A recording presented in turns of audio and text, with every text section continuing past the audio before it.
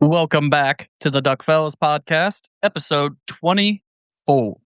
Hosted today by Tyler, Kade, and Zachary. Do us a favor and make sure you hit that like button or subscribe wherever you're listening in at today. Hello, guys. Hello. What's up? Back on the road. I heard Minnesota's beautiful this time of year. Do what? Said I heard Minnesota's beautiful this time of year. Yeah, it only hails like golf ball size hail every day. Hard crack. It's terrible. Terrible.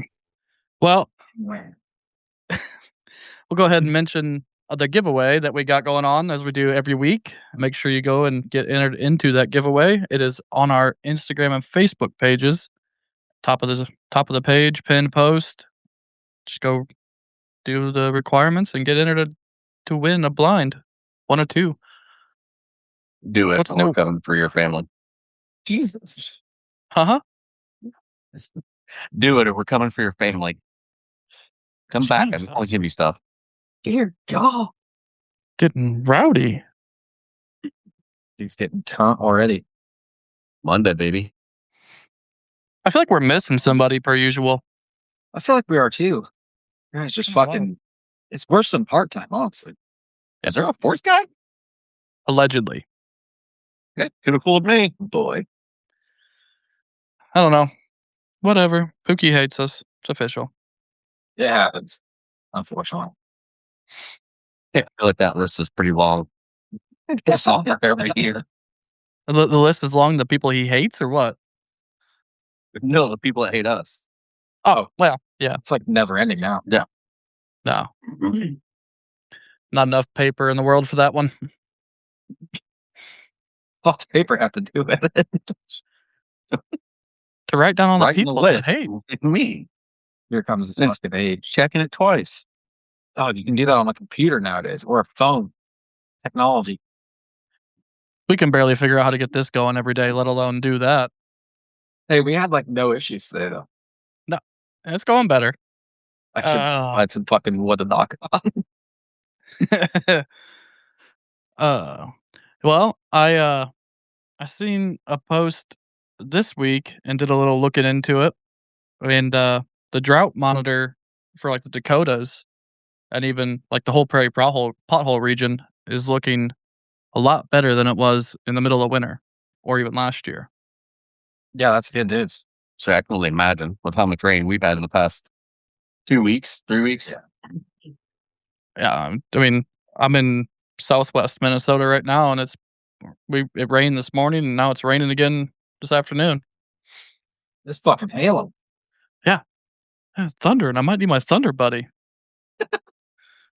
Thank God she's laying next to me.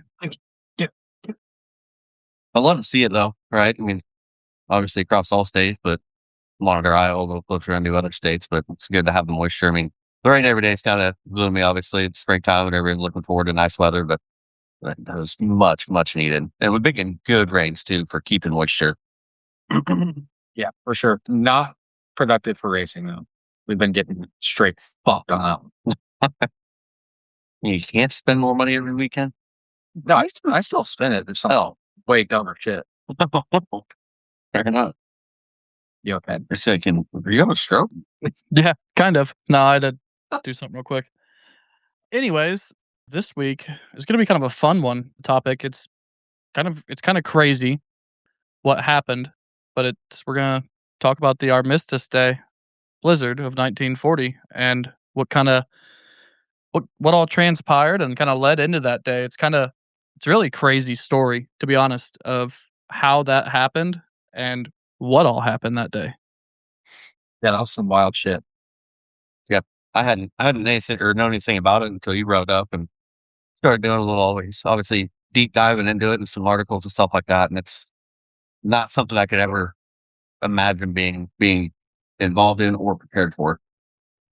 No, well, back then, this happened November 11th of 1940. So there was no technology to tell you, hey, a storm's coming, seek shelter immediately.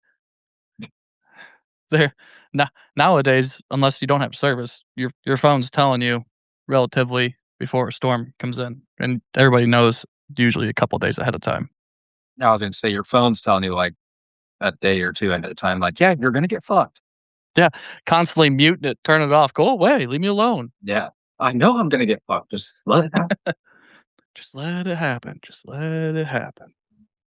No, so on that day, I know that, like, looking back at the data on that day, it had been abnormally warm that winter up until that point, and I think it started out at 55 or 56 degrees, kind of from what I'd seen, and then all of a sudden, it got real windy and started raining, and next thing you know, the rain turned to snow, and it just got worse and worse. And back then, these old boys are in skiffs. Yeah. Like, not only skiffs, they're in doubled up burlap. They don't have the Shitka and First Light and everything else we have now. They were putting bread bags on their socks. Yeah. Yeah, there was no waders then either. You were wearing whatever what worked out for you, but there wasn't such thing as a neoprene or breathable wader. None of that shit. No, if August chimes in, he'll probably talk about the rubber ball waders or some shit. That was back when he first started, so that had to be about that time. I don't know. He was probably in his 30s or 40s at that point in time, so he should be able to tell us. I'm glad you picked up what I was putting down. Yeah, no, he definitely lived it. I'm sure he was on the river that day, stranded for a little bit. No LP heaters. Yeah, Trent. Fun fact. They didn't have the heaters. Doesn't have it half the time either. No, we never. Well, so quit bitching. We're equipped with it. It just does not work. I'm unequipping the boat. What? Yeah, dog. It's always like the 40-degree days to get on the tank, and then when we know it's going to be butt ass fucking cold and raining. It's not my fault that you fuckers use the heater when it's 40 and 50 degrees out because it's chilly. Well, it's not that it's chilly. We could stay warm, but it's so much nicer to hunt in a t-shirt and long johns than be bundled up like that. Yeah, I mean, that'd just be dumb to freeze your fucking hands off for no reason. Just crack that little heater on, get you a little fire cooking in front of you, and you're good to go. Yeah, there's that. Wham, get over it. Bring your own propane. Anywho, I've even offered several times. Like, hey, dog, we need heat for tomorrow? Nope, we're good.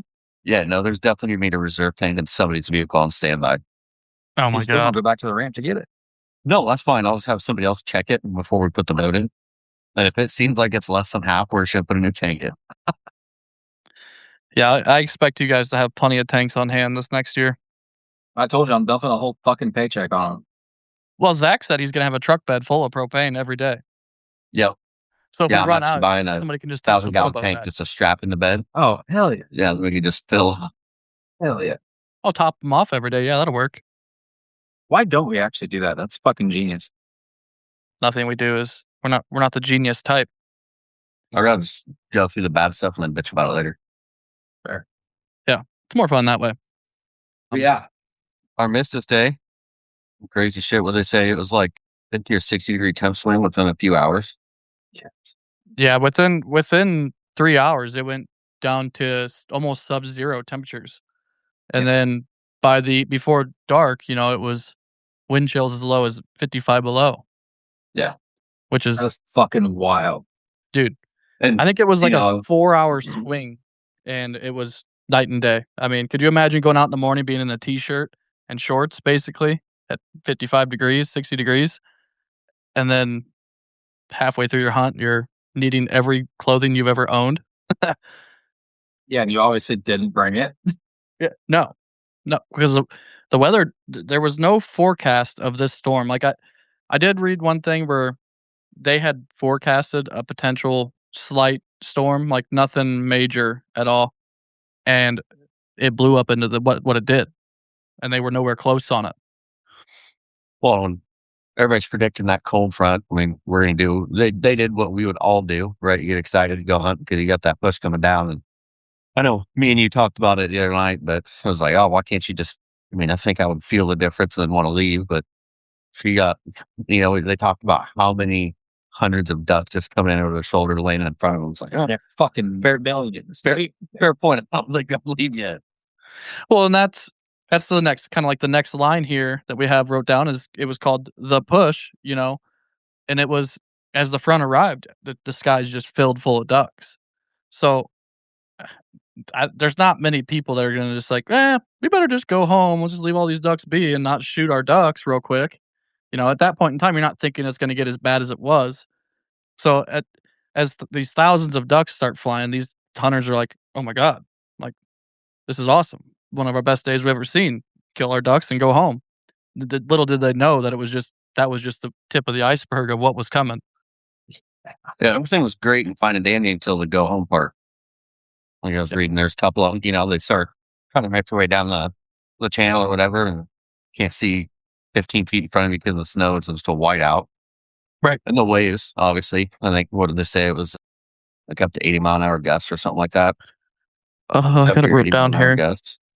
I mean, little skiffs and dinghies and combination of not being able to see will probably not make it very far. Right. No, I mean, well, and put it this way too. So when that wind picked up, because I would imagine it probably picked up very rapidly to where you either got to leave stuff behind, or by the time you get done picking the gear you have out. I mean, that back then they had wooden duck decoys, so I mean they're only throwing out probably a dozen or so back then. But within no time, the temperatures dropped 50 plus degrees. Waves were growing up to 5 foot and more in areas, and on the Mississippi River where a lot of the guys passed away and died, that northwest wind that it was coming from is terrible. It blows right down that river, and then I mean, then you got a snow. They had 27 inches of snow reported in areas and drifts that were 20 feet deep. So with the equipment they had back then, they were not set up to deal with any of the above circumstances. No, we'd be lucky today to get through that, honestly, I think. Yeah, I mean, we'd have to have your boats, or we'd be fucked. I mean, we'd getting back to the boat ramp, we'd be just fine in pretty much any situation, unless we're out in the middle of the ocean. Then we're cooked. Getting home from there is a different story, though. Yeah. No, I mean, if it's snowing that much where you can't see anything and the roads are drifting over and that, like, look, you're probably sleeping in the truck at the boat ramp at that point. Yeah. So that leads to my next point. We wouldn't have left. We would have stayed there and hunted and hopefully brought enough food. True.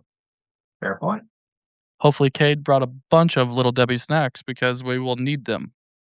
No, you already know I stay strapped, dude.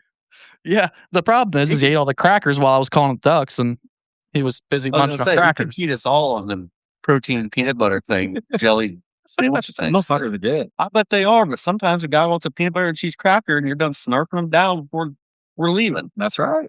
Hey, Kade, you got any more of those crackers, Kade? No. I didn't bring any. Yeah. I tell you, dude. Every time I eat them fucking crackers, we just start wrecking shit. I'm telling you this. I'm going to get cases of those crackers for you next year. You can just keep eating them nonstop so we kill out by 8 o'clock every day. Be fat as fuck, though. God damn. Well, the good news is we'll be done hunting early enough. You can go straight to the gym. Yeah, right, dude. We'll still have to be there fucking ass cracking 0 dark 30. What are you going? going? I'll take a nap. You got all day to take a nap. Yeah, but I'm going to start my nap before I go to the gym. Then it's just going to be an all day nap. I know how this works. I've done it once or twice.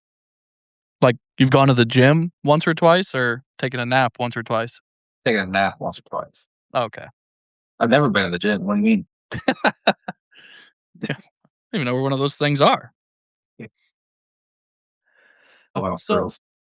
So like in the next crazy thing, with all that transpired to get this storm going, it left hundreds of hunters stranded on the river or wherever they were hunting, whether it was a lake or pothole even. I mean, even the pothole guys probably with the intense snow, because like guarantee those guys stuck it out all the way till the end because they don't got to fight waves back home. But then it starts snowing and is whiteout conditions, can't see nothing. Like some of those guys probably struggled even getting home too. Yeah. So like obviously that was back in the day before you had Onyx. So if you can't see where the fuck you're going, good luck walking back to the trail. You better hope you know that place like the back of your hand. When did 4-wheel drive come out? Let's just because I'd be curious if they had 4-wheel drive back then, or like I think vehicles were front-wheel drive back then, weren't they? Yeah, they should have been. I don't know. Wish August was here. He could tell us. Mass production on 4-wheel drive began in 1950. So surely. So there might have been some early forms of it then, but if it's mass production didn't start till the 50s, probably not. You say 50? 1950? No. 1950. Yeah, that's what I'm saying. Oh, I thought you said 1950. But it says between 1950 and 1928 was the first highly produced 4-wheel drive vehicle, over 10,000 built. And then they used it mainly for military vehicles through the 20s and 30s. So I'm guessing they still didn't have many 4-wheel drive vehicles back then. Yeah. It was probably pretty uncommon that you had 4-wheel drive in the 40s even still at that point. Yeah. Which is wild. I mean, you think about it, like, you better hope you got a horse and buggy tied up out there so he'll get you home. Nowadays, we just push a fucking button in the pickup and we're like, all right, we can go almost wherever we want. Yeah. Tell you, come out of a boxcar boat ramp and try and make a corner and you can't make the corner. I'm glad you said it so I didn't have to. Ah, that was terrible that day. I didn't know I was going to get out of that. I couldn't get even, I forget who hooked to the front of me and pulled me out. Who was it? I think it was Curtis. It could have been. I think it was. It's either him or Trevor. I think it was Curtis. It probably was Curtis, I think. I know it took everything we had with his truck to get me to even move. And at that point, the ditch on the right's fairly deep. I was worried about the boat going in that ditch. So we made it out. That would have been no good. No, it'd have been terrible. Getting that big, heavy motherfucker back out of there. Yeah. I've been calling you guys to come back so we can have all the vehicles hooked to it and try and get it out. listen, if I hook yours to mine and his to yours and his to his, and we all just take a running start, we can get it out. Been a part of a couple of those, but it was mud none. Yeah. So like the hunters, We also would do that with somebody's rental. I can't use that once. no, I don't know what you're talking about. No, I don't recall. I do recall a very nice, clean pickup getting absolutely fucking destroyed that day. Yeah, I recall that, but I don't know why he got it muddy. It's weird. I tried to tell him not to go down there. I'm sure you did the whole way.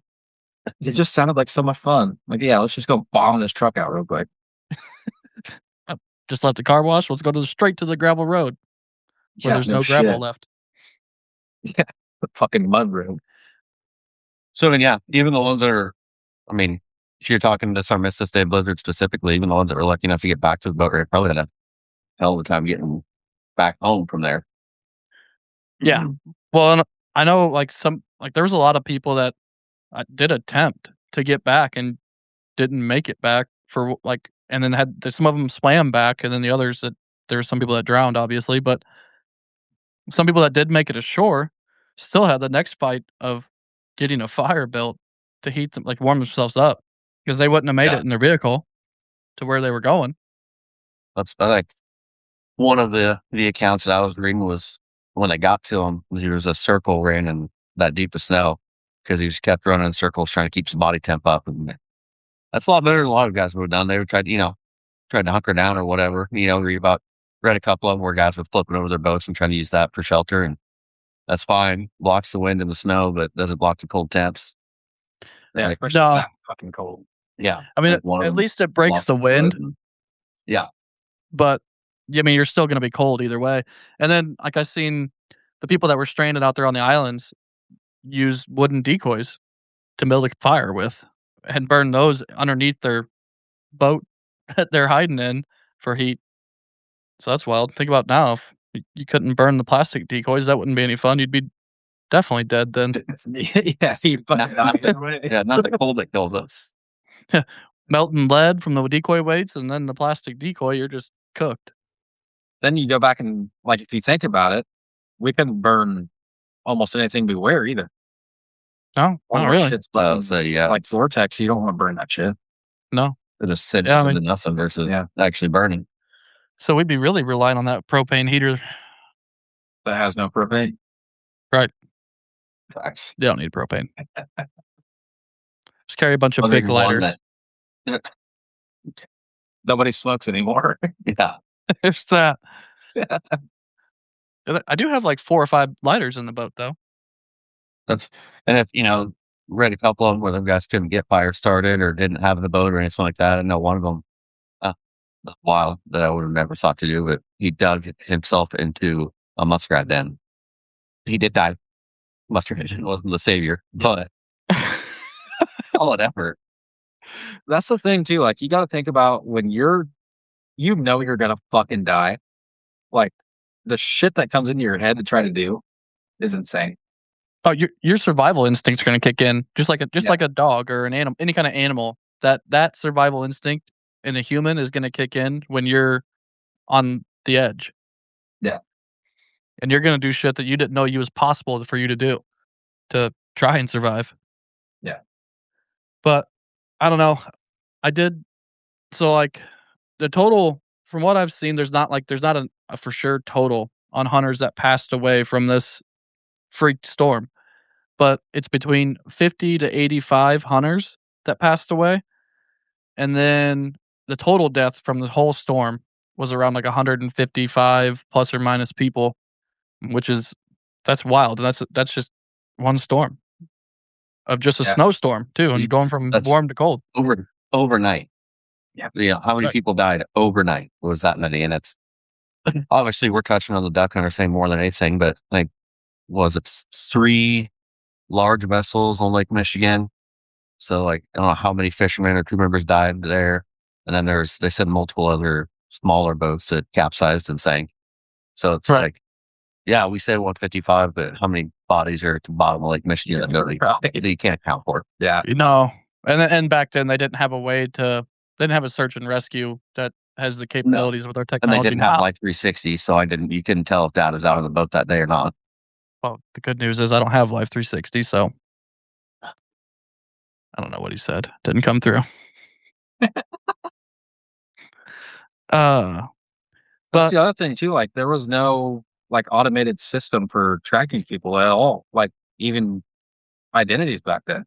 Like if it wasn't for your family saying that you were missing, nobody fucking knew you were out there. Well, that one group of kids, like 19, 14, and 18 or something like that, there was an older guy that took his younger cousins out, or an older kid took his younger cousins out, and nobody knew what was going on until the dad came home and realized they were all out hunting. And then they said that the dad got a couple guys and went to try to look for him. But even then, I mean, imagine Mary or Maggie going, "Oh, they're hunting Lake Red Rock. We should go find them." Where in the hell are you going to start? yeah, they wouldn't. They know where we're at, but they don't know where we're at ever. Yeah, that's. I mean, they know where the trucks are at. That's about it. Yeah, maybe they might not be able to find it. Yeah, no shit. But like nowadays, like I know they use live scope and all these sonar and stuff like that to help find a missing person or a body whenever it turns to that kind of search. But they just didn't have anything back then, so they're just literally going off of divers. And if I'm looking for a body floating on or up against a bank somewhere, so the number could have been worse. It could be way worse than what they're predicting. Yeah. But yeah, did you guys see the deal about the efforts of Max Conrad and John Bob Bean?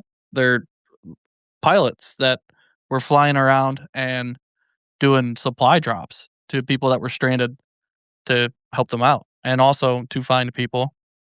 I didn't until you brought it up the other night, and then I kind of did a little looking into it today. That was kind of wild. I mean, obviously something you don't have to do, right? But yeah, I feel like that goes back to like the whole survival instinct of it. Like they knew those people were fucked. Yeah, I mean, even that, you think that storm rolled through, but I can't imagine even the day after the winds had subsided that much that it couldn't have been comfortable flying around either. No. Well, I mean, they were flying around in the 50, 60 mile an hour winds, and that was back then, or even nowadays, still tiny aircraft when they're flying around in. So that's no easy task either. What they were doing. Yeah, said it was a Piper, right? Well, things. Yeah, Piper aircraft. Yeah, those are not big airplanes. No. Again, we are talking about 1940, so I'm not sure how many big airplanes there were. I think it was mostly military back then. Yeah. But I know they did get nominated for, I don't even know how to say this medal, but they got nominated for a medal for heroism. For Carnegie? I don't even know. Something like that. But just for their efforts that year, they were flying the Mississippi River and the backwaters near Winona and then numerous other places too. I know they were all over trying to do what they can to help the people that were, helpless at that point. Yeah, that's hard to find in this day and age. I couldn't imagine back then, especially like we were saying, I don't know how many fucking airplanes there were back then, but it couldn't be very many. No. Then just to offer up and like, yeah, we'll go look for people and drop shit off where we can. Right. Definitely a wild time. MRE crackers and burlap sacks for, it's not even like today where if they were going to drop anything off, it would be medical supplies or, any of this food that's actually like high density, well, probably was back then. But they're probably those little bricks of nasty shit that they ate from 1930s. When you're dying, you don't get that. It should have plenty of duck to eat, though. God damn. Dude, could you imagine? I bet you that migration that day was insane. Yeah.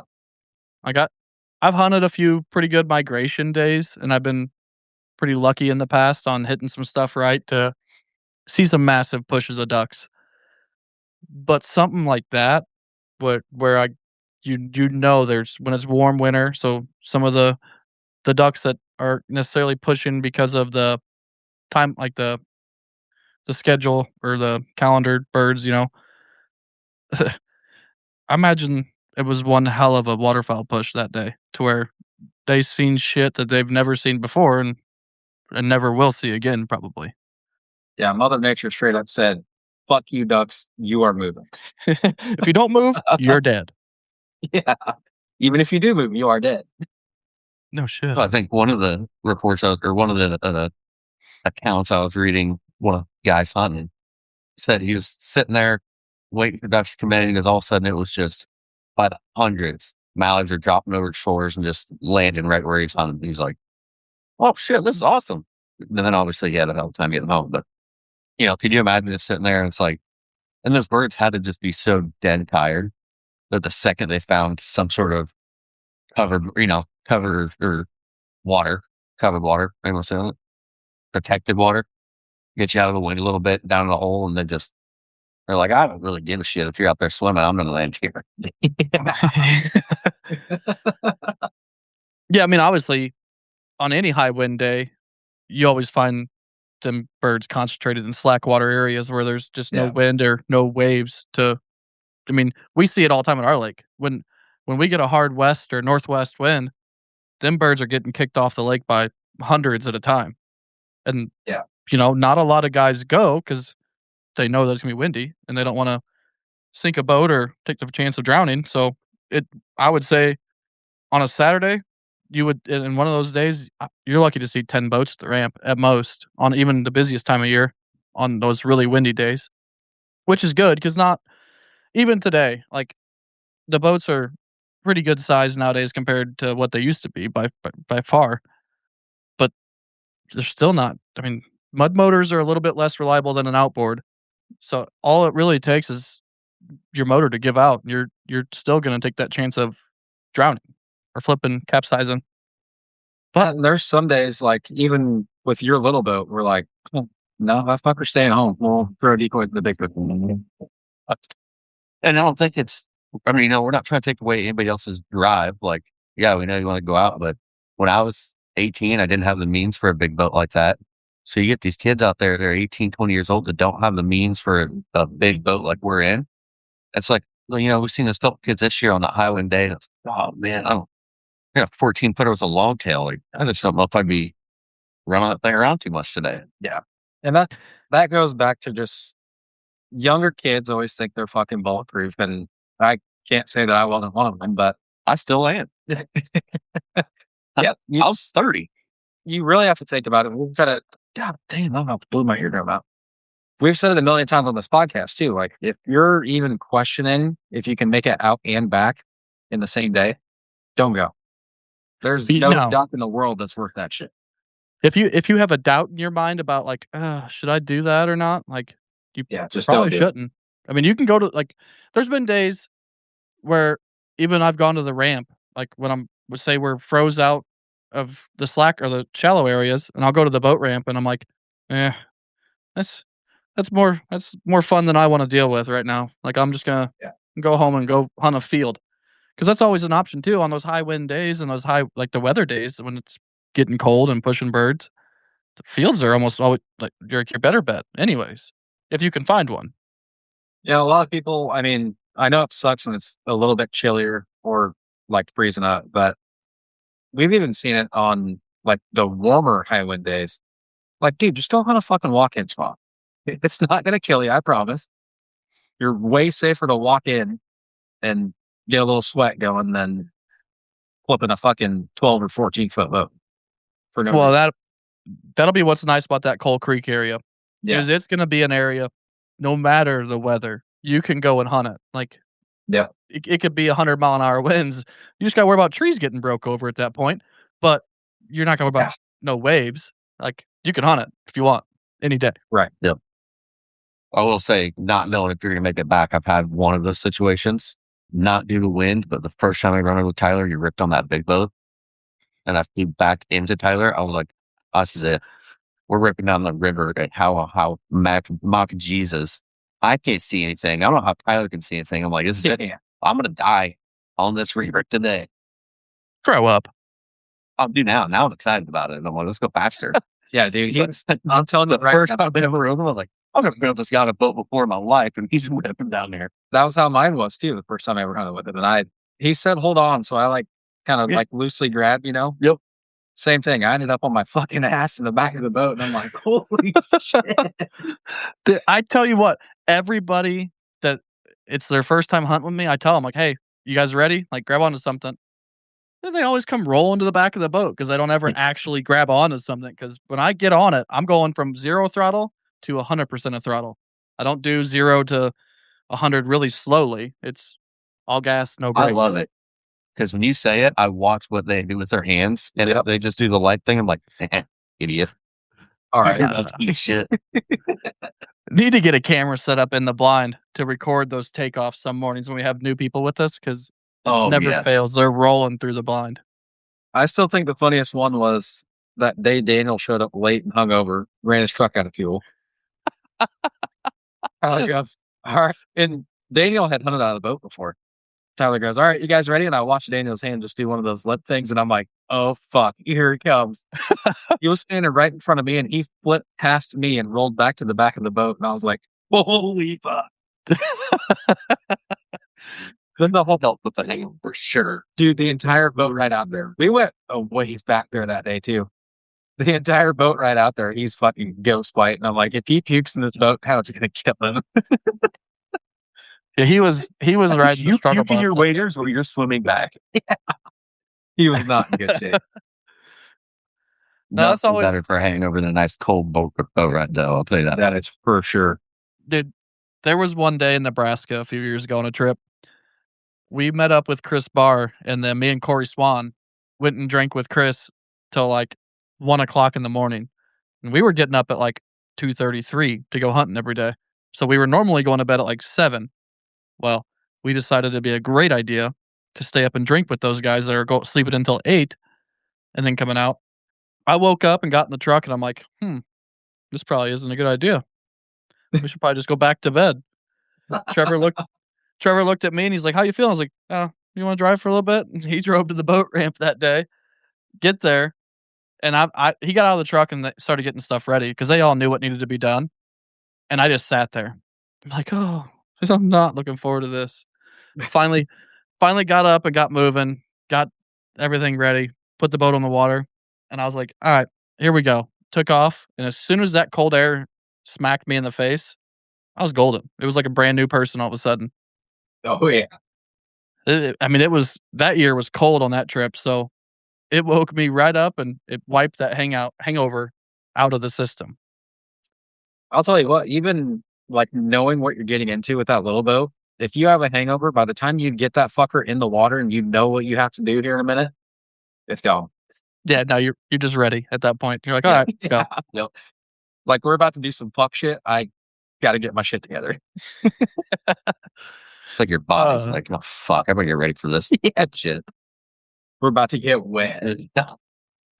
Trent did say something too. He said, there was a day this year where he said he wasn't going to go out, and he knew he knew of 6 boats that sunk that day alone, which is it's wild that it still happens today. But also, people that just want to keep going, even though they probably should take a day off or go find a different area to hunt. That's not going to be a big body of water.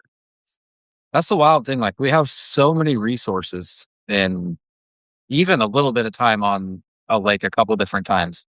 Like what winds are super shitty for that lake. Yeah. Yeah. Like for us, anything that's like west, northwest, you're not going to have a good time on the boat ride. No. It's going to be absolutely awful every time. Yeah. Especially for me. I like those boat rides. It's fun. I like it whenever I smack a wave head on and it comes tidal waving over the front. It's a blast. Yeah, it's great. Yeah, it always seems to be like 30 fucking 1 degrees that day. So I always get soaked and then I'm like, no, I got icicles dripping down my face. My beard gains like 5 pounds because I'm like, this ice out of here. I've had days where I've gotten to the spot and I can't unzip my jacket because it's frozen and everything's frozen. I'm like, oh, now what? Sit there for a couple minutes trying to chip it off so I can unzip my jacket and take it off. Because if I set up decoys with everything that I wore for the boat ride, I'm going to be dead. I'll be sweating my tits off and it'll be hotter than shit. Yeah. You'd be hot fucking t-shirt, 40 below. I'm not surprised he does this for swim trunks and Crocs. No shit. When we go put decoys out. I'm fucking dying. You gonna go the heater on? Remember opening day a few years ago when I laid in the back of the boat with the dogs because you guys had the heaters ripping? And I'm like, there's no way I'm getting in that blind right now. It was fucking hilarious. He was in the back of the boat with his waders rolled down to his ankles. He was laying on I think we had like a piece of burlap or something he was laying on. It's a hydroturf mat. Just to stay dry. Yep. He's back there like, you motherfuckers are nuts. He kept bitching that the heat was blowing off the back of the boat over to him. It was. No. I was sitting back there with Ellie, and Ellie's like, "What are you doing back here? This is my spot. Get out of here." Shit. Also, when we stand up to shoot or look around or just stretch legs, I'll stand up. I'm like, ooh, that's cold. Yeah. Right back down into the hole. I was stretch out a long way, not up. Yeah. I think we'll go ahead and move into the second half of this, where the question is like, could another one of these Armistice Day Blizzards happen again? And a first initial thought, I truly don't think that anything like this could ever necessarily happen to the magnitude that it happened back then today. No, I would agree. I mean, I think there's there's several factors that have changed from then to now. I don't just mean in technology, I mean in everything, right? But I just don't see it actually happening. Like, I could see, we get dumped on with snow, or we've got high winds, but I just don't see everything piling up at once like that. Yeah, I'm definitely no Ed Wilson, so I can't say like what brews up that kind of storm, but we've seen it in trends the past, you look at the past 10, 15 years, like at this point, it would never happen like that again. Just the storm itself. Obviously, I mean, we've gone fucking tenfold on technology and hunting equipment. That, like, getting stranded like that wouldn't really, I don't think that ever happened today. And if it did, 99% of guys have a heater. Yeah. Yeah. I mean, well, so like this whole blizzard and the Armistice Day storm of 1940 led into the whole reform of the entire U.S. Weather Bureau for how they predict weather. And I know it happened back then it was based in Chicago, I believe. And now it got moved to Minneapolis because of this day. And they also implemented 24-hour staffing to stay on top of this stuff to, if something all of a sudden drastically changes for the forecast for tomorrow, they can release that right away and make it public. Right. They could send the planes up with chemtrails to divert it. Here we fucking go. Oh, God.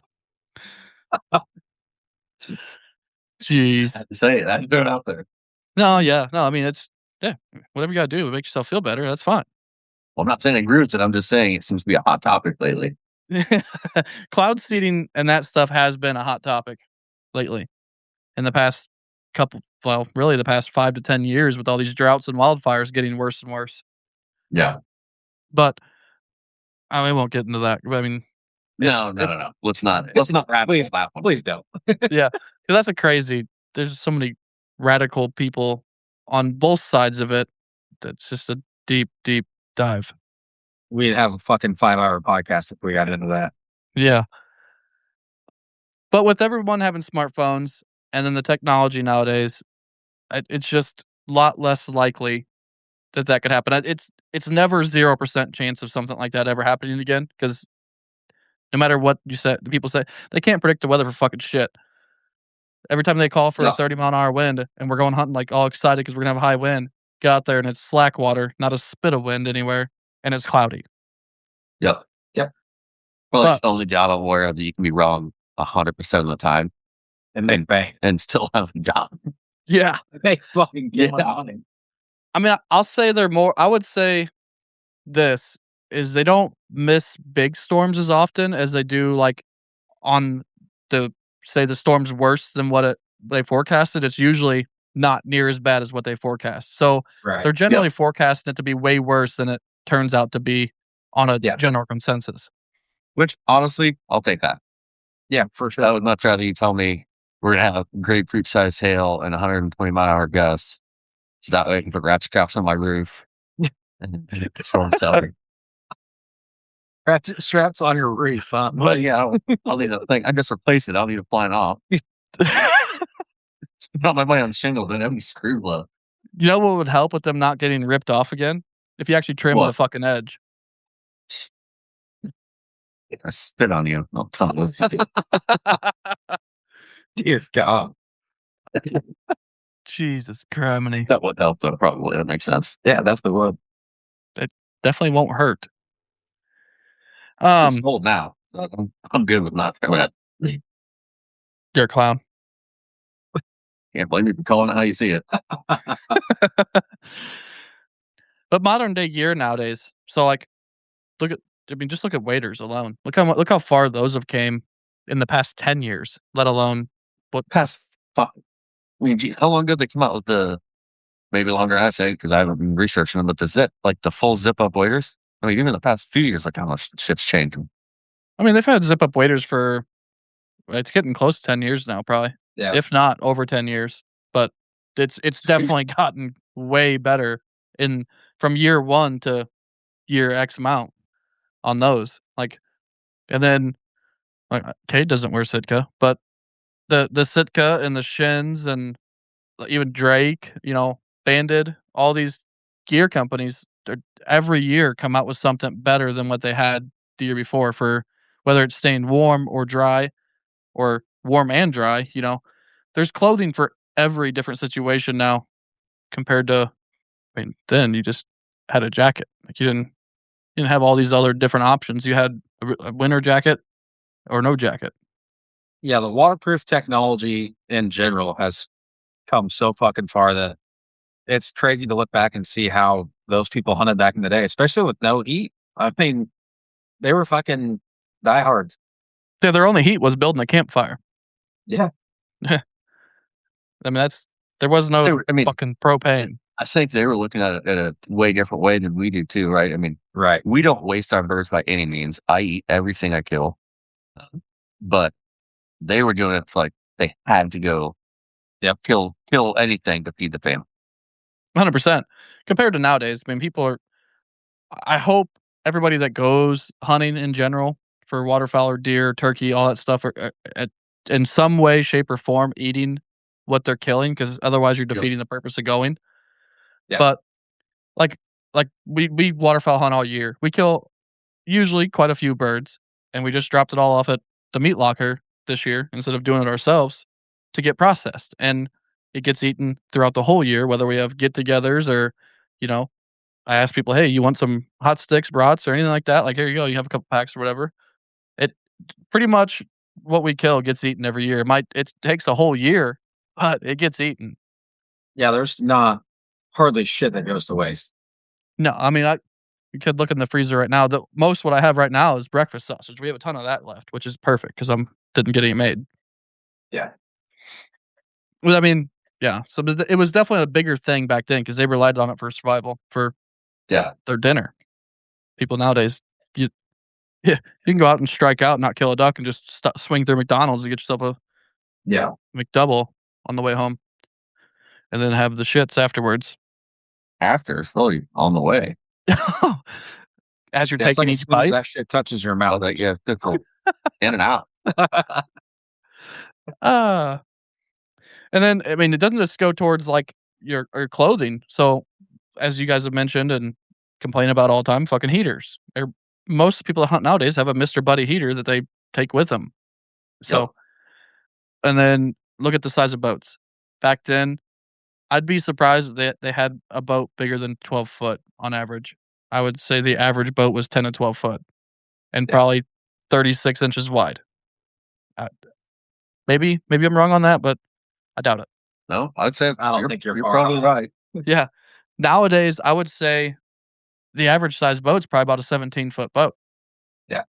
I mean, because 16 is considered small nowadays. 18 is considered to be a little bigger. So I'd say that 17 range would be about the average. Yeah. So you can handle water a lot better in a 16-footer. And as Trent just said, a 4 horsepower motor compared to 4D, which is what most mud boaters are nowadays. Yeah. And Those boats probably couldn't get out of their own way. could you imagine trying to go upriver? Yeah. If I had a 4-horse motor and I was going upriver, we'd definitely have paddles out too and help them paddle going up the river because I'd be like, this is killing me. Well, we could try it. There's one right behind Zach's head. I'm good. I like going fast. There's a reason why I got a 300 horse motor and a 115.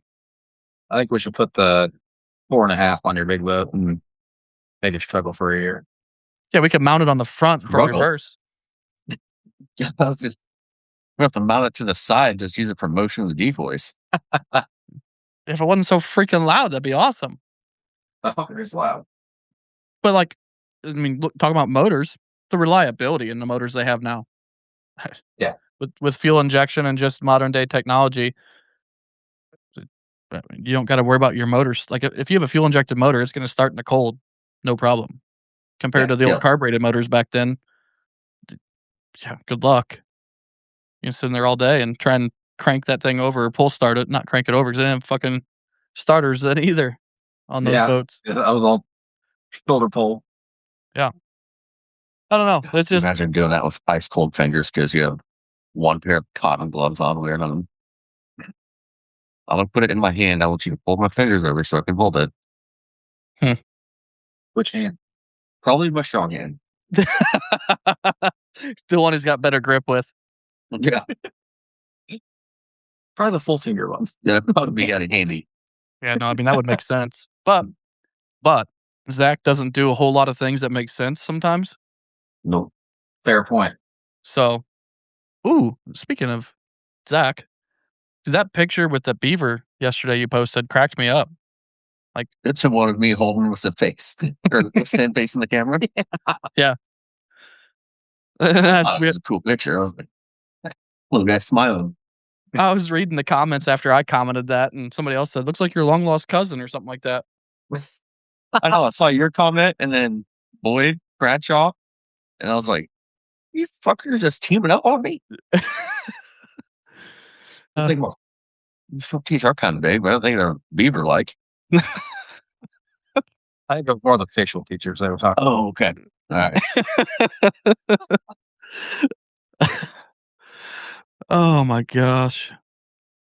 Was that beaver from back there where you were trapping behind my new place? Yeah, behind your new place. Yeah. That's what I figured. I didn't want to run it up the creek and drop in a tree in your house, so really I was looking up for you two. Okay. What a guy. Yeah. Just saying. What a guy. How many beavers did you catch? 3 total out of there. Yeah, ones like they were getting kicked out of the den down there, and they were just coming up looking for somewhere to stay and catch them coming in doing that. The one I didn't want to take a picture of because I thought, or send a picture of it on Facebook because I think PETA might have came after me. I ain't kidding. I think I've caught muskrats bigger than that beaver. It was like this freaking big. My God. That's probably the one that was eating all the bark off all the trees. Probably was. I looked at the trap and I'm like, what is that? I was like, is that a rat? Like a muskrat? And so then I walk up to it and pull the trap out. And I was like, oh my God. This thing was born 3 days ago. It's a little baby beaver. Yeah, it was. Tender though. My goodness. Love eating beaver. Well, do you guys feel like there's anything else we need to touch on? No, I don't think so. I mean, it's kind of wild, to look back at Armistice Day and kind of what happened to those guys and RIP, right? Hopefully we never end up in that kind of situation, but I feel like it's a good story for a lot of people to hear or learn about just because, I mean, realistically, this could happen at any given point in time during hunting season on any day you're out there, so it's, people always say about the risk people take and the risk you take. I mean, nowadays the risk isn't near as much doing that stuff. Obviously, there's always a risk when you're going out in the wintertime on water when it's freezing water. But absolutely. There's always that risk of any day something like this happening, and maybe you're just not prepared for it, or you don't know you're new to running a boat. I mean, I don't care what size boat you have. When you're running water like that and weather like that, you have to know what you're doing because you can sink any boat. Yep. Yeah, I mean, best way to do it if you're wanting to get a boat, get out and do it during the summertime. At least during summer, and preferably not on high wind days. Get used to running the damn thing. Or go out on the high wind days in summer so you learn how to run in the high wind. Yeah. At least if you sink, you can swim back. All right. Wear your life jacket, of That's course. no fun, though. What's no fun? Doing it when it's warm out. Just fucking take a cold shower, take a cold swim. I feel like it's a little bit safer / smarter. I could be wrong. Could be wrong. Safety's for the birds. Oh my gosh. Well, I mean, if anybody that's listening to this podcast has anything that they think we missed or things that we should touch on while we're on this topic here, now's the time to Or if comment. August remembers Armistice Day, let us know what it was like. He's probably not even listening. He's going to claim he's busy. Yeah, he's been claiming he's super busy lately, but we all know it's bullshit. What? I'm depressed. Bill's not here, or Bill's not commenting. That's wild. That is wild. One thing before we do get closed out here, I wanted to say was we coming into the summer months here.